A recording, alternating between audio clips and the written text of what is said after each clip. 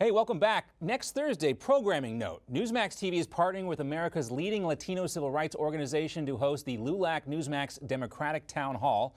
The live 2-hour event starts at 8 p.m. Eastern right here on Newsmax TV. Giselle Fernandez and myself will host 2020 Democratic hopefuls Bernie Sanders, Beto O'Rourke, Tulsi Gabbard, and Julian Castro.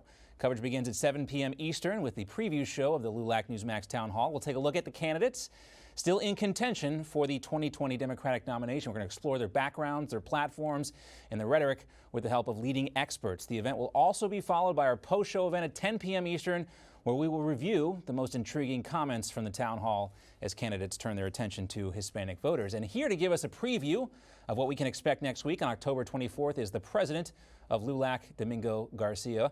Domingo, great to see you. Thanks for joining us.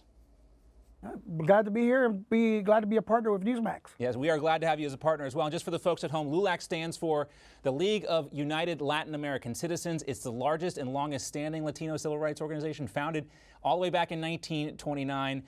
Domingo, tell us about the organization. You're a prominent trial attorney. You're the president of the organization, but tell us who they represent. I know you guys have had these town halls in the past, and they've been really successful. Tell us the message you're trying to get out there. Well, basically, we represent over 60 million Latino Americans who are part of the American dream. You know, my parents, my mother's Native American Apache. My dad was an immigrant from Mexico, but my great-grandfather and grandfathers were here in Texas.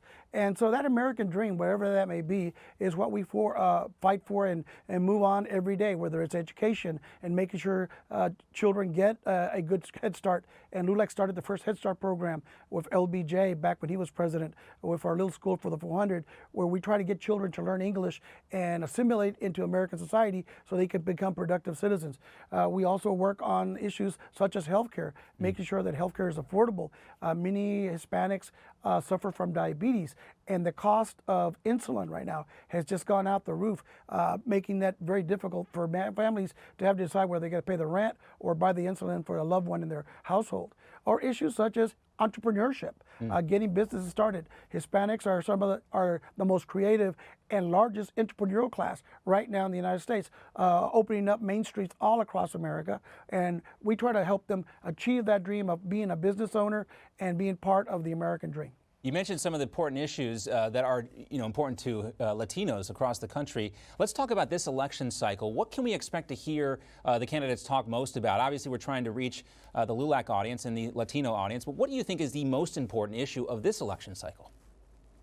I think healthcare. I think without a doubt the issue of healthcare, which impacts all Americans, by the way. But again, going back to the Hispanic families, the fact of the matter is every family is just one terrible illness or injury away from bankruptcy. And that's not the way it should be. And so how the candidates address, are they going to do Medicare for all? Are they going to have Medicaid for all, but you get to keep your private insurance if you're a working person? Or do you have another plan that you'll come up with? But that's going to be important. And of course, immigration is a driving campaign issue. It's being used as a wedge issue by President Trump. And we got Democrats over here who go from different extremes and different positions, and we want to know what are they going to do. Are they going to build a wall, or are they going to stop the wall? Are they going to provide dreamers with an opportunity to legalize their status in the United States? What are we going to do with 3,500 veterans who fought in Afghanistan and Iraq but have been deported because they got a DWI or a marijuana possession charge? Those are issues that we want to hear of. Lulac is a bipartisan group. You mentioned the fact, you talked about Democrats and Republicans. So we should hear questions asking about all aspects of these issues, correct? Correct. In fact, I've been to the White House and met with Jared Kushner and Senator John Cornyn regarding trying to find a bipartisan solution to immigration reform, to civil justice. So we work with both Democrats and Republicans.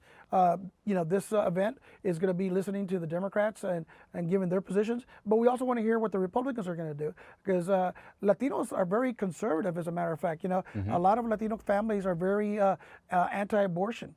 They're very strong about supporting the military and law enforcement, very strong about family values in the church. So those are things, but at the same time, they're progressive on other issues such as the opportunity for their children to go to universities and colleges without being indebted forever, the ability to start your business and getting that loan to get that business going. I mean, those are important issues in our community. We're going to hear all about them. You know, and a lot of things, a lot of people don't realize, Domingo, when you take a look at any voting block, it's important not to get hypnotized by the myth of the monolith, so they say. You know, a lot of people who don't have experience in politics don't understand the diversity of political opinion within the Latino community in this country.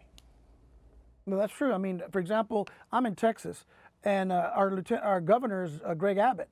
Well, he got 35% Latino vote, and he has a Mexican-American wife, and they went out there and they went after the Latino vote, and they got a good chunk of it. A lot of people think Latinos are monolithic and vote all Democrat. The fact of the matter is not.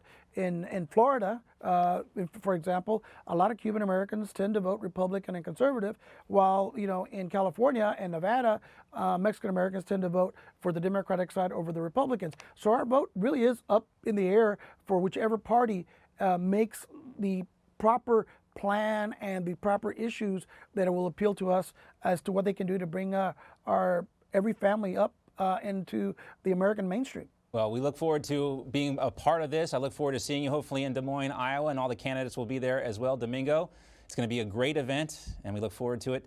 Thank you very much. Thank you.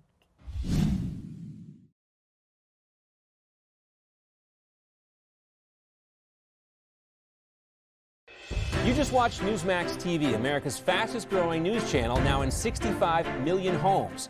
Get Newsmax TV on all the major cable systems, or go to newsmaxtv.com and click on the Find Newsmax tab to locate us. Remember, Newsmax TV, where real news for real people.